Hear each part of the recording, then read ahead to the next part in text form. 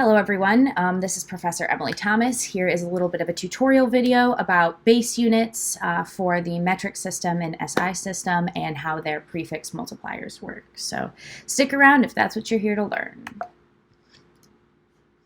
So this is again for Chapter 2, Measurement and Problem Solving. And we're going to be looking at the fifth bullet point, work with SI base units of measurement and their prefixes. So why does this matter? Remember we talked about that Mars orbiter crash. Always label any number with units, or it could be a disaster. You could cost $125 million of lost science research. So please keep that in mind. So you could say something like the school is 5 away, and 5 what away? 5 blocks, 5 miles, 5 minutes, 5 steps. If you're asking me, oh, do you want to walk to school with me? It's 5 away. That's going to make a big difference if it's 5 miles or 5 steps, whether I'm going to decide if I want to walk with you or not. So please keep that in mind. So if you always have to label your units or it kind of becomes nonsensical.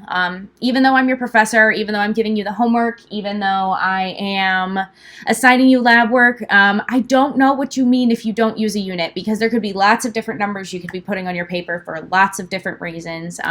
And even if you think you have the right number, I might not be able to identify exactly what you mean if you don't have the unit there. So if your number is meant to have a unit and you do not use one, your answer will be incorrect, because I genuinely just probably don't know exactly what you're talking about. I might be able to figure something out and give you partial credit, but that is very slim chances. You might as well put your units there and not worry about it. So don't bank on that. And then in some cases, a number does not take a unit. Sometimes we talk about like atomic units of measurement. Gets a little bit weird whether we actually talk about it or not. And things like measuring certain properties with UV vis spectrometers. Again, you don't exactly have to know what that means right now, but just giving you examples of places where sometimes numbers don't exactly take on a unit, but we'll talk about those as they come up, and you'll only get free passes when I tell you exactly when those free passes happen. So there are 3 common systems of measurement. This is going to be the English system. When I was coming up in school, we always called it the imperial system. So you may have heard that term as well. This is going to be feet, inches, miles, pounds, gallons, Fahrenheit, the things that we tend to work with here in the United States on a common basis. Some other places that tend to use it are the United States, Canada, the UK. Now that I'm thinking about it, Australia as well, I believe they use miles too. So there are certain places where they use metric, and there are certain places where they're going to talk about the English system instead. However, the kind of problem is that when you want to convert and change scales, you want to talk about feet instead of inches, right? Because it doesn't make sense to measure the Empire State Building in inches. It's going to be a lot of inches. It doesn't really tell us a lot of information by measuring it in inches. But when we measure it in feet, it kind of gives us a broader idea of what's going on. We can actually kind of picture something. It's a meaningful number. So when we do those conversions, it kind of gets complicated because there's like 12 inches in a foot. There's 5,280 feet in a mile. So when I want to try to compare those things, there's no real like easy scale to move against. You have to kind of stop every step along the way and think about how to get from one to the other. So that is why we often use the metric system.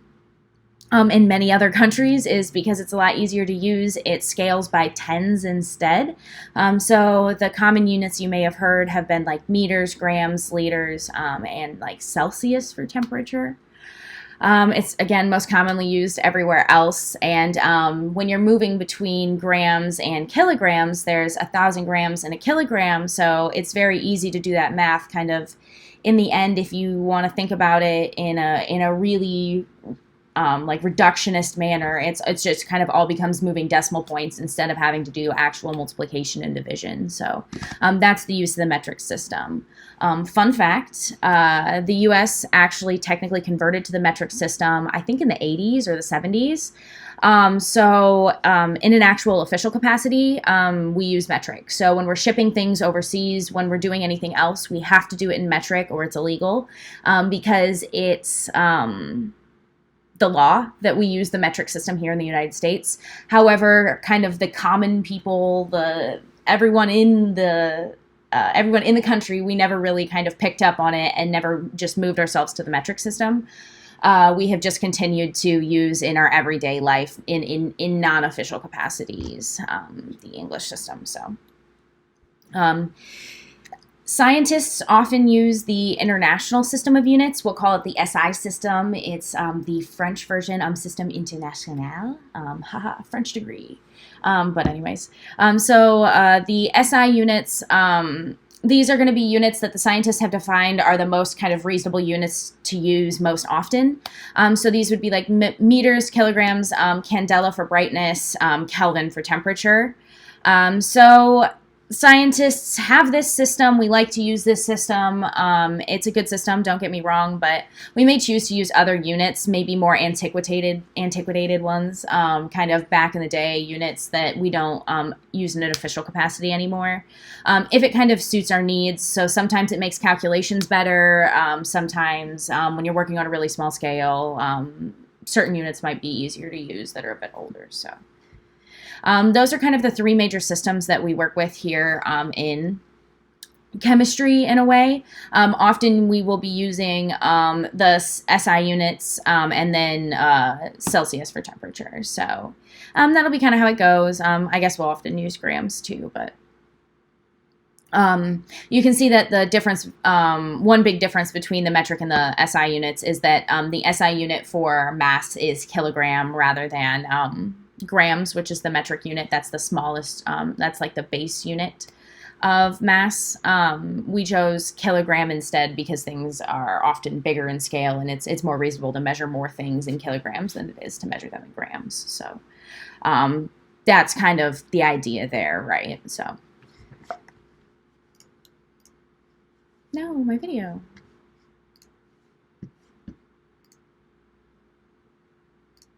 Okay, now I should stay up here.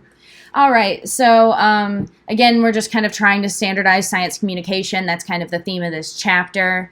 Everything's always precisely defined. So you can see on the screen there's the kilogram block of mass. So that is what we consider to be officially a kilogram. Anything that gets weighed against that would be an exact kilogram of mass as defined by the actual international system. So that's what that's going to be. Everything is based off of these things. So when you see like spies in the movie, like we're going to synchronize our watch, we're synchronizing against an atomic clock as a cesium atom cycles between two atomic states. So that's kind of the idea there. It's like we're all just synchronizing our watches to be on the same page about exactly how long a second is or exactly how much a kilogram weighs. So the way it works is this is the international system of units. So here's just a slide that shows you all of the international system base units. So these are going to be like the unit you should default to. So we might say base units for the international system, but I kind of like to think of the international system as like the default units for what we got going on. So there's one thing we need to talk about here to be absolutely clear about, like when we were talking about accuracy and precision. We also need to talk about weight versus mass. So the kilogram and the gram are a measure of mass, which is different than weight. So mass is a measure of the quantity of matter within an object, and the weight is a measure of the gravitational pull on the matter in an object. So weight depends upon gravity. It depends upon where you are. So the moon has less gravitational pull, so you weigh less on the moon. However, you're still made up of the same number of atoms. Like you haven't lost atoms when you lose weight. When you go up to the moon, for example. You're not losing atoms, you're not losing mass, you're not losing what actually makes you up, you're just having less things pull down, or less force pull down tightly on you so that you're not held as tightly. So weight is how tightly you're held to a planet based upon your mass. However, mass just tells you how much stuff there is in the object. So our lab balances are always going to measure mass, not weight. So we don't have to worry about like converting and thinking about gravitational force at any point in time. So if I'm talking about kilogram, I'm talking about gram, we're talking about mass, we're talking about, we're not talking about weight. So keep that in mind. All right. So we'll go ahead and talk about prefix multipliers and how those are going to work in the metric and the SI system. It works the same way in both systems. They're based upon basically the same units, so that's just kind of how it is. Let's go ahead and talk about what a prefix multiplier is and how we apply them. Then we'll do some examples. Okay. So the English system that we used, as I mentioned before, doesn't really have a standard way to go from small units to large units again. Like there are 12 inches in a foot, 3 feet in a yard, 1,760 yards in a mile. So it's kind of hard, again, to go between all of those. You have to really think about it. You have to do some math. You have to multiply and divide to make that happen. And that's often, again, why we choose the metric and the SI units. They're based upon base 10 rather than all of these different scales all the way up. So it allows you to choose an appropriately sized unit for your needs. So a gram is about the size of a paperclip. So when you hold a paperclip in your hand, that's kind of what you can imagine about a gram of mass to feel like. We wouldn't want to measure like the mass of a whale in grams, for example. So a blue whale is about 105 million grams. That's kind of on the small end for a whale, a blue whale, actually. So we're kind of thinking about that, but like, what does 105 million grams mean? Well, that's actually 105,000 kilograms. So that might be a little bit easier way to think about it in kilograms, or scaling up to even tons for that case. The krill that those blue whales eat, remember the blue whales eat those tiny little animals in the ocean. I'm not a biologist. I have not taken biology since my freshman year of high school, forgive me. But the tiny little animals, little particle-sized, I want to say beings in the ocean, those krill that they eat, those are actually going to each weigh about 1 gram. So this animal that weighs 105 million grams eats things that are 1 gram to sustain itself. Mind blown, first and foremost. But it's reasonable to talk about that krill in that gram scale, right? It weighs 1 gram. You can kind of in your head compare it to a paper clip. However, in your head, you're like 105 million paper clips. Yeah, I don't know about that. Give me something else. Like, what else can I compare it against? So that's why we want to make sure we're choosing that appropriate sized unit for your needs. And that's why the metric system and the SI units are awesome, is because they allow you to scale up and down really quickly, as I went from grams to kilograms right there in my head. Because they're all based upon scaling by 10 rather than, again, the units of like 12 to 3 to 1,760 as the English system does. So the metric system is all what I would rather call the base units when I want to call the SI units the default units.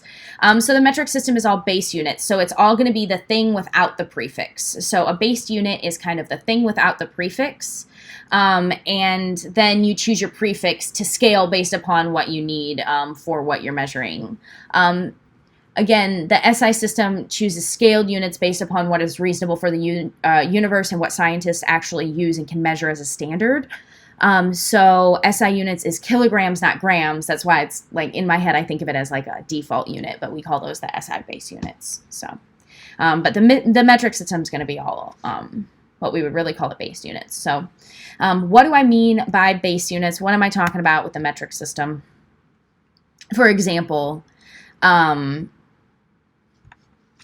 let's look at this slide first. So for example, here you can see all of these different prefix multipliers. So in between deca and deci here would be where you would put just a gram. So let's say we have gram right here where my mouse is on the screen.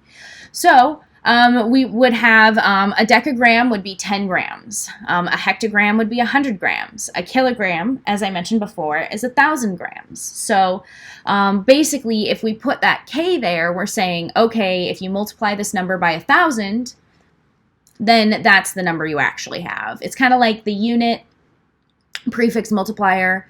Those symbols kind of hide information about how big the number is. So it's another way to write scale, kind of like scientific notation was a way to write scale. That's kind of the same thing we're doing here.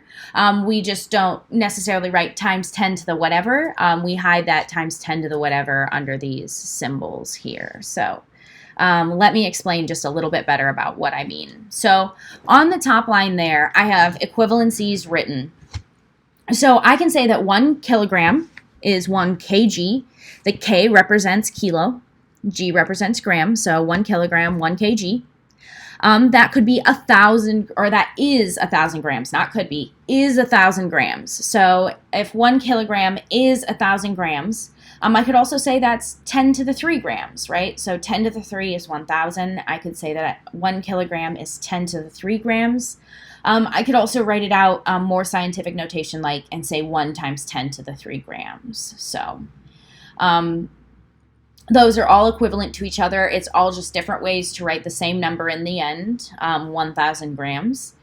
So again, it's kind of like scientific notation. We don't want to have to display all that information out about the scale of the number. We don't want to say 1,000 grams when we could just say 1 kilogram and get the same point across much quicker. So if we're able to do this scaling and we're able to take things from the size of the paperclip up to the size of the whale, we can take things from the size of subatomic particles, so things that are even smaller than atoms. We'll get there. Things that are even smaller than atoms, smaller than the basic things that make up everything we see. Those teeny, teeny, tiny things, all the way up to measuring distances within the universe, between galaxies, and things like that. So you can take that same unit of length and basically say, I have this many of that same unit, so I have this many meters over and over again by using these prefixes to scale. So it's pretty cool kind of how that works, thinking about that you can go from the size of even smaller than an atom, you can measure that, all the way up to how we measure distances between galaxies. We're still using meters in the end. So, or we could use meters in the end, I should say. Other scientists may choose their own units.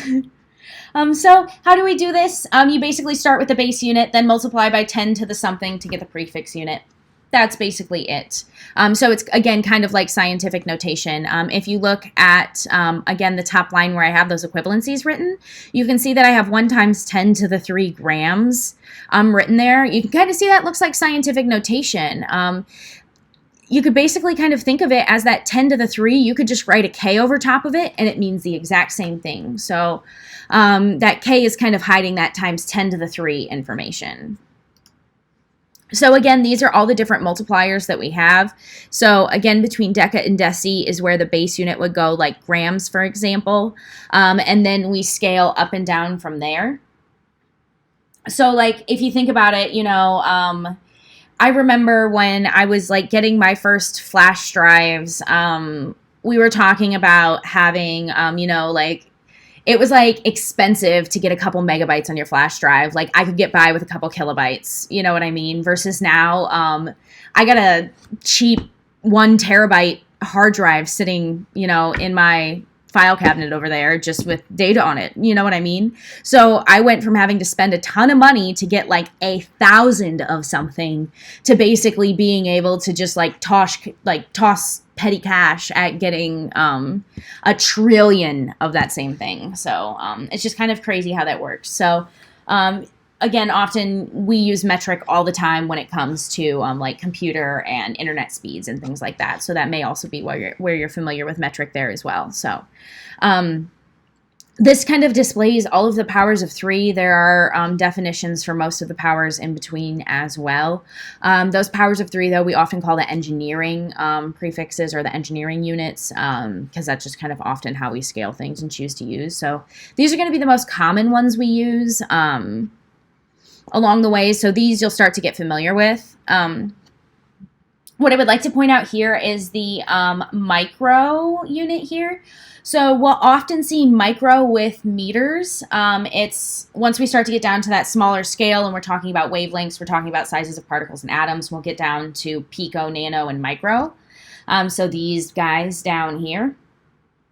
So this symbol that is the symbol for micro is the only thing that kind of isn't an Arabic numeral, actually. So no, Arabic numerals are 1, 2, 3, 4, 5, 6. I'm backwards. So the English alphabet. What in the heck? English alphabet It's early in the morning. So they're the only things that aren't really or this is the only one that's not something you'd see in the English alphabet. It's the Greek letter mu in the lowercase. We might often see it written like this by hand. That's kind of how it tends to look by hand. So you can see my Greek letter mu here.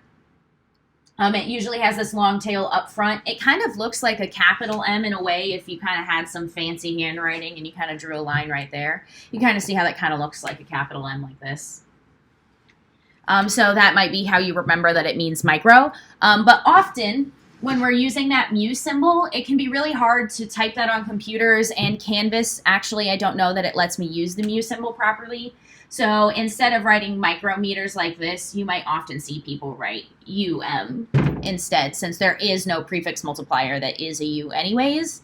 So the reason it's a U is because it looks like the Greek letter mu, because we needed another thing to stand for the letter M for micro, because we already had the lowercase letter m for milli and the capital letter M for mega. So that's why it's a mu, but when you see micrometers, you'll often see it written just as a UM.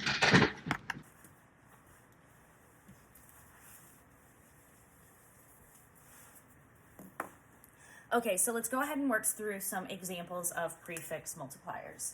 So what we're basically going to do is start to compare those prefix multipliers and do some conversions where we're saying, okay, I have so many meters, how many decimeters or millimeters or something like that is it? So that's kind of the idea about what we have going on with just our prefix multiplier examples right now. So we are staying within the metric system. However, we are going to move between those different scales and different levels of prefixes in the metric system. So the first example that I have in the slides is example 1. I'm going to switch markers. So the first example that I have is example 1. So example 1 says, can you take 213 meters to decimeters? So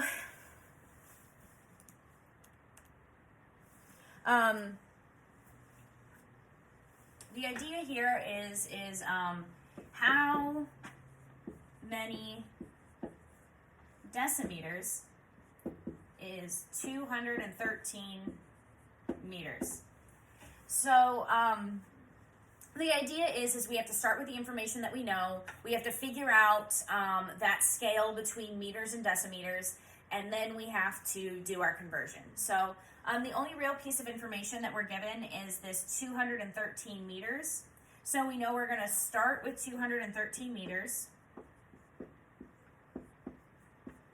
And we're looking for decimeters. So by the end, we should get to decimeters.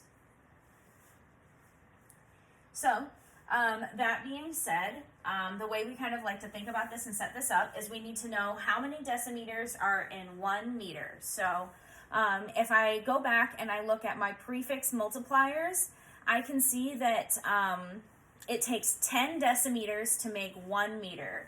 So there are 10 decimeters in 1 meter. So 10 decimeters in 1 meter.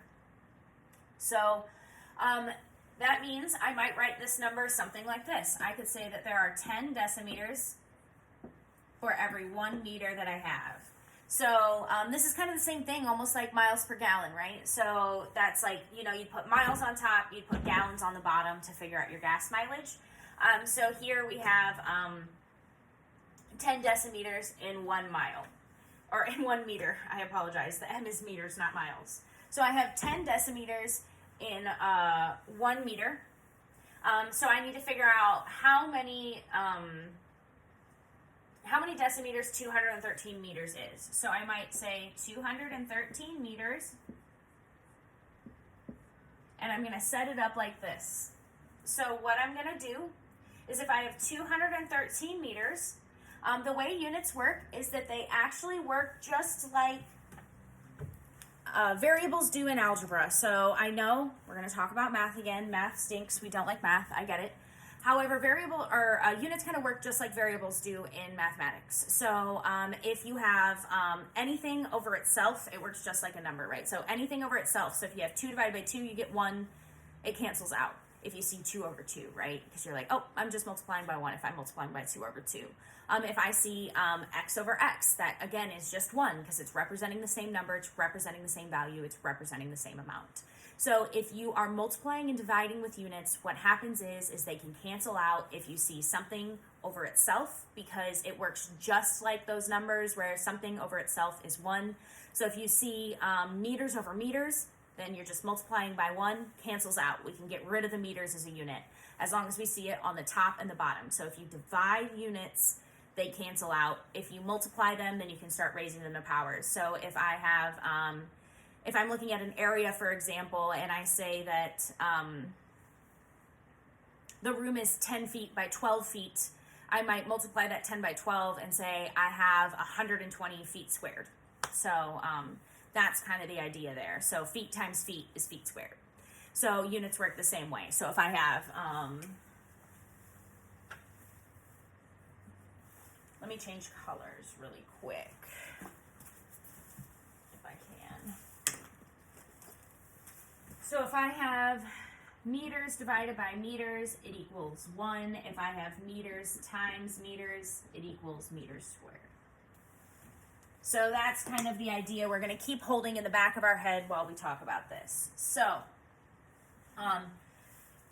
the idea is I want my units to cancel out. I want to be left with the decimeters, but I don't want to be left with the meters, because I know that if I get the meters on the top and the meters on the bottom, I can say meters times meter, or meters over meters is 1. If I say meters over meters is 1, then I can say, okay, I can cross them out, they're gone, I'm left with decimeters. So the idea is to set this ratio up and put this ratio into our equation so that the meters cancel. So I might say 10 decimeters divided by 1 meter. And then let me double check the math that I have going on here. So I'm going to try to cancel those units out. So a lot of times we call this unit cancellation, or dimensional analysis is something we'll talk about in a little bit. We'll give an exact definition of what it is, but those are the principles we're following. Is if we can get the units in the right place, we can get to the answer. So we're going to get our units in the right place and we're going to get to our answer. So if I check what I have going on here, any number over 1 is itself, so I might think of this number as 213 meters divided by 1.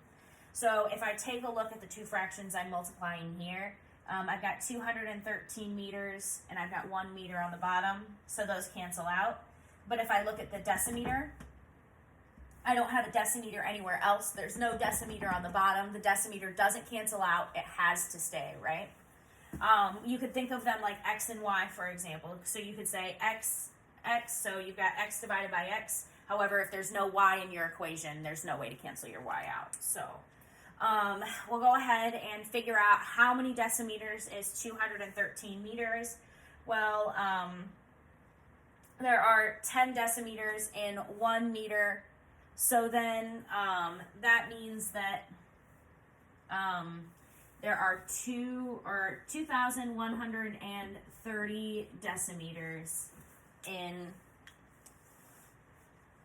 213 meters. So I just did that you do multiplication across the top and you do division if there's a number on the bottom. We'll talk about the division in a minute, but all I did was multiply across the top to get my answer here. So that's generally how we'll set these problems up. That's generally how it's going to work. So we'll go ahead and keep working through a couple more examples. I'll keep talking you through everything so that you can see exactly what's going on.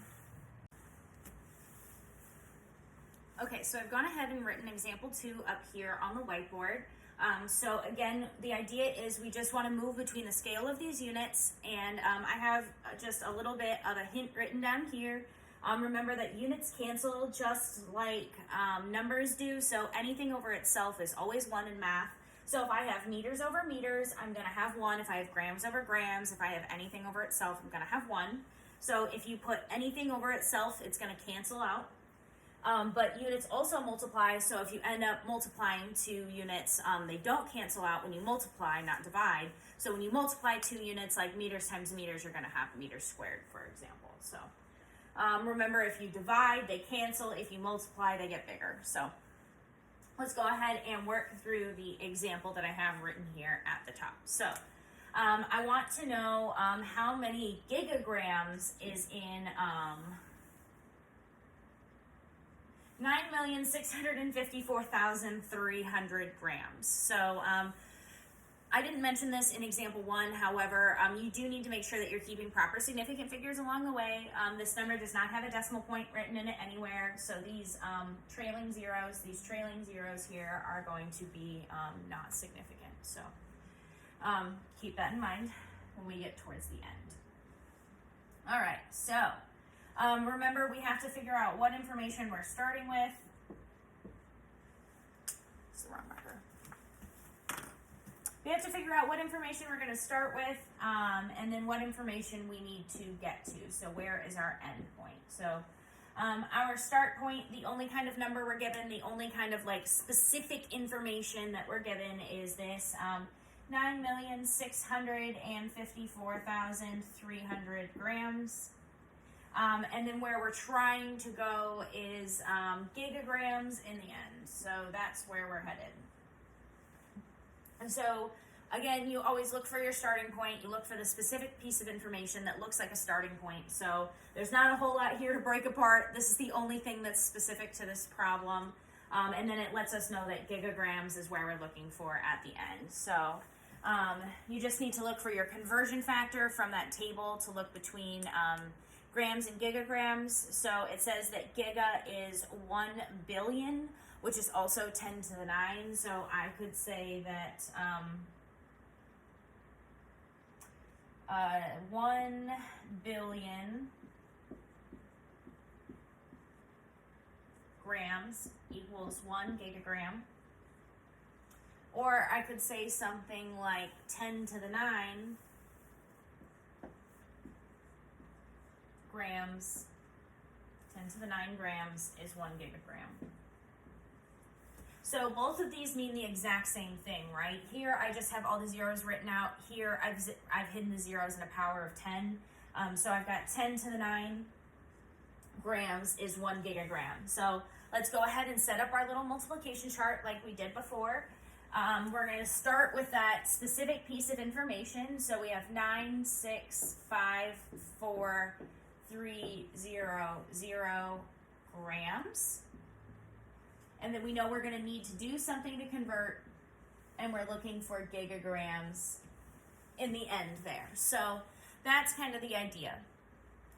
So remember, if we have units that cancel, or units always cancel, so we're looking to make those grams cancel out so they can go away, and we're looking to make sure we have gigagrams in the correct place. So we know that if we have 10 to the 9 grams in 1 gigagram, what we might do is say that we have, well, what we really want to do is make sure that we're putting our units in the correct place so that they're canceling. So in this case, if we're starting with gram and we're going to gigagram, we want to make sure we're looking at the gram being on top of this fraction here, and we want to cancel out that gram.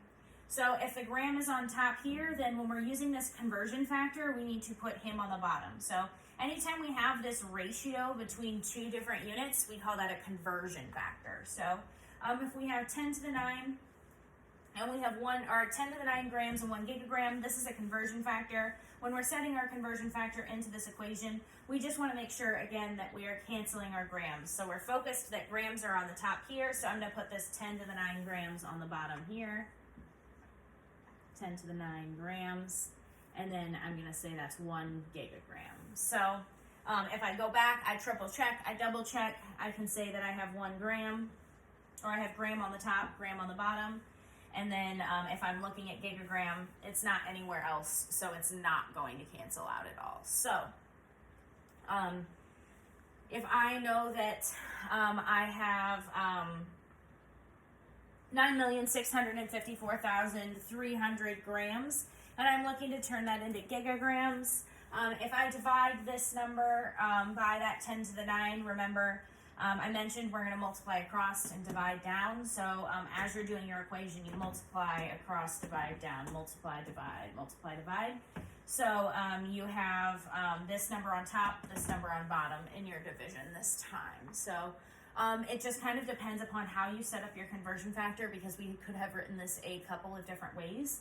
But with that grams on the bottom this way, with that 10 to the 9, we're going to divide 9,654,300 by 10 to the 9 to get our answer. So in the end, we have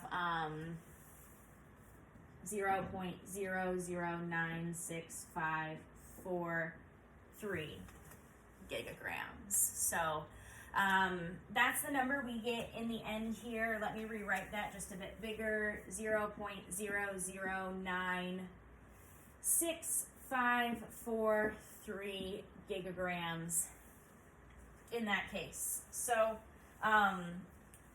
remember that when we get to the end of any problem, we have to make sure that our significant figures are correct.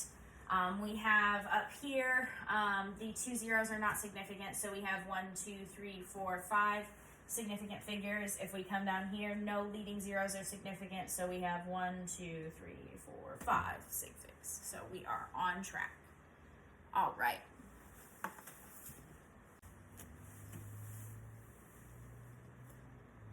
Okay, so continuing on with some more practice, I have example 3 written up here on the whiteboard. So example 3 says change 5.27 megaliters into liters. So if I'm changing from 5.27 megaliters into liters, I'm kind of asking the question, how many liters does it take to make up 5.27 megaliters? So you have to remember that with the units, it's really important that you're making sure you capitalize the things you mean to capitalize and you lowercase the things you mean to keep in lowercase. Because megaliters is, as I've written here, 10 to the 6th liters. However, we also have a lowercase m that stands for the unit that's milliliters, which is 10 to the minus 3 liters. So those are two extremely different numbers in the end, right? We've got a really, really big number. There's 1,000,000 liters that it takes to make up a megaliter versus it takes 1,000 milliliters to make up 1 liter. So that's just kind of how it works.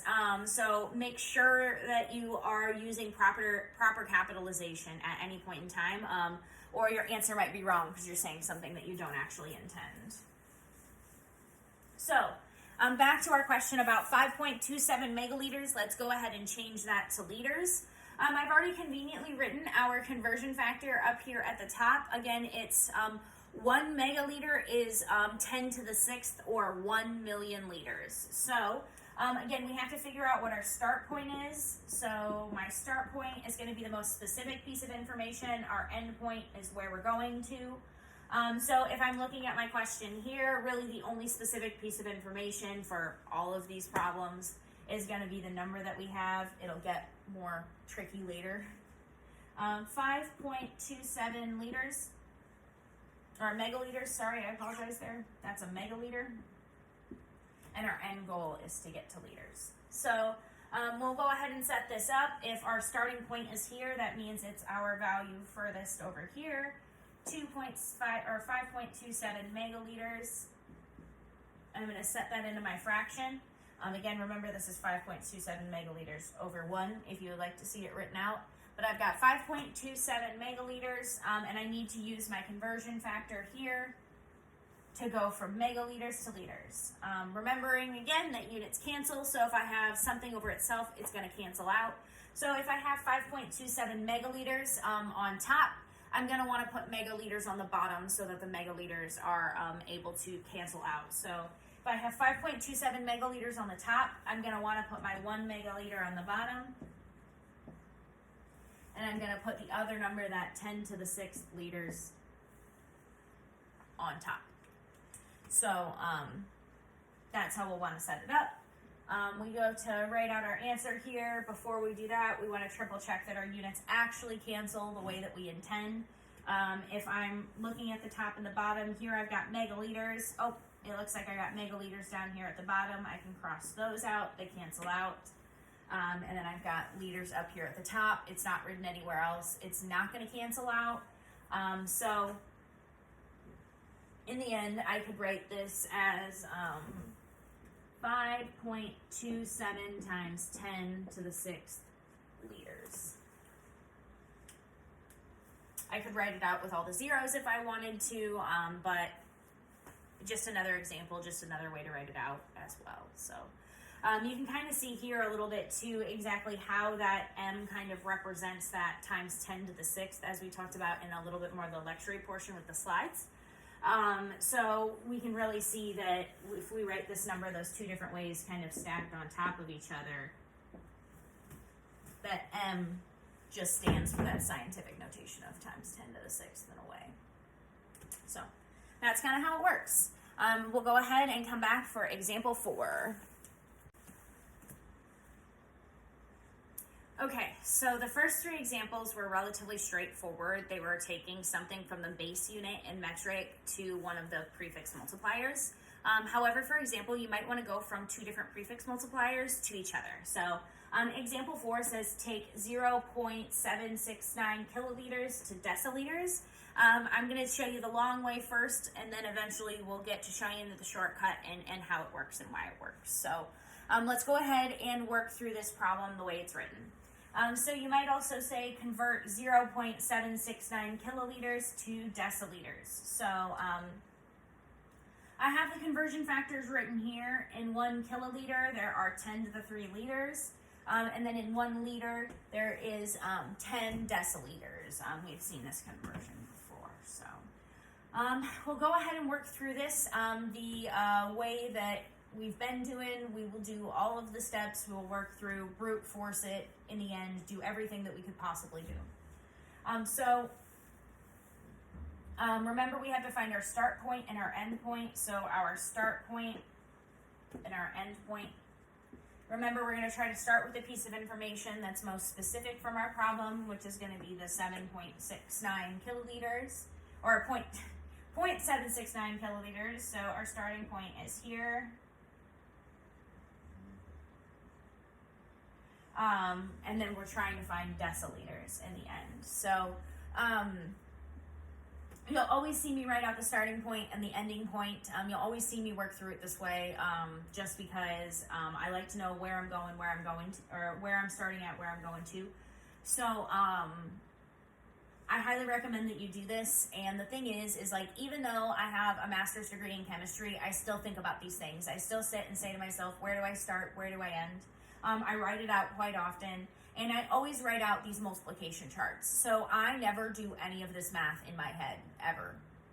End of discussion. Never. The last time I did this kind of multiplication in my head where I was changing between milliliters and liters, I actually got the conversion factor wrong when I was multiplying in my head.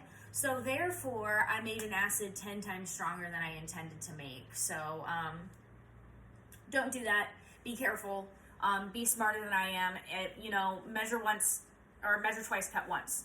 That's the idea there. I measured once and I had to cut twice because I had to go make the acid again, or I had to dilute the acid to make it the right strength instead. So keep that in mind. It's very important that we always write down what we're doing. So let's go ahead and work through this specific problem. So remember, I want to take 0.769 kiloliters and I want to take it to deciliters in the end. However, I have 2 different conversion factors up here. So we're going to start to do something here called multi-step conversion. So we could do this when we're going between different units, like the metric system and the English system or something like that. However, this is going to be multi-step between just 2 different prefix multipliers. We'll practice the other kind of multi-step later too. So if we have 0.769 kiloliters, again, we want to make sure that we're using our conversion factors so that we can get that to cancel out. So these are my conversion factors here. So I want to use my conversion factors to try to get that to cancel out. This one here has the kiloliter I'm looking for. Here, again, if we write this out, we have we have the kiloliter on the top, so that means the kiloliter needs to go on the bottom down here.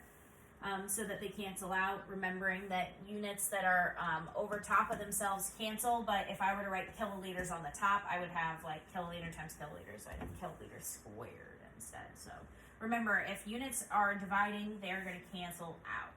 So I have 1 kiloliter on the bottom. I'm going to add the other piece of my conversion factor there and say we've got 10 to the 3 kiloliters on top.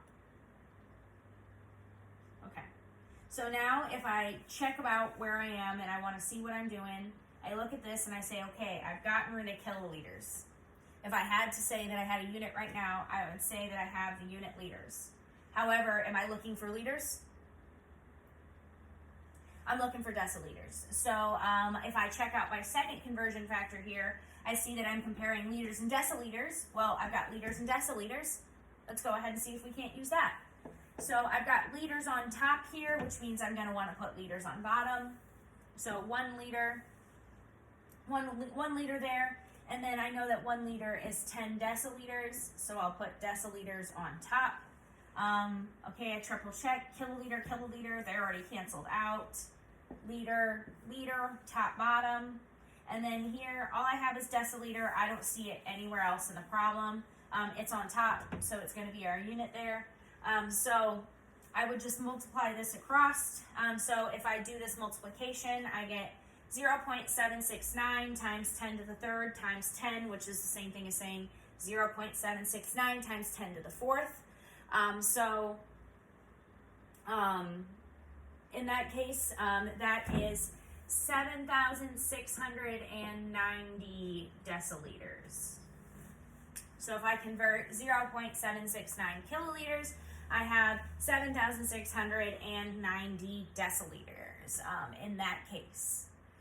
So you can take all of these steps. You can go from kiloliters to liters, go from liters to deciliters. This is perfectly fine. This is an awesome way to do it. However, if you're interested in a little bit of a shortcut here, I'm going to show you how you could change these guys up and do some math on the conversion factors from the start so that you don't have to do quite so many steps. So what am I talking about? If I'm looking at my conversion factors, I have 1 kiloliter equals 10 to the 3 liters, and I have 1 liter equals 10 deciliters, as I have it written here. So, that being said, what we want to do is manipulate these so we can turn them into 1 conversion factor instead of 2 conversion factors. That's how we're going to save a step. So, if I have 1 kiloliter equals times 10 to the 3 deciliters, or 10 to the 3 liters, I apologize, 1 kiloliter is 10 to the 3 liters. So if we're going to go ahead and do that, we can just divide both sides by, let's say, 10 to the 3 liters to see, or we're going to divide both sides by 10 to the 3, no unit. So if we divide both of these by 10 to the 3, what happens?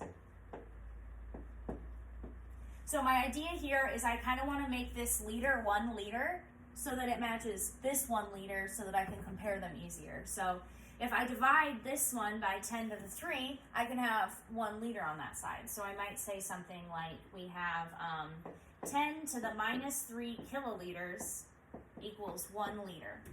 And then over here, I have 1 liter equals 10 deciliters. Well, if you remember the transitive property in mathematics, if A equals B and B equals C, then A equals C. So you have 10 to the 3 kiloliter, or 10 to the minus 3 kiloliters equals 10 deciliters. So you could just use that as your conversion factor between the two and do it all in one step. So you could have said 0.769 liters, kiloliters, I apologize, 0.769 kiloliters times, remember, we want to put kiloliters on the bottom to get rid of kiloliters. 10 to the minus 3 kiloliters. 10 deciliters on top.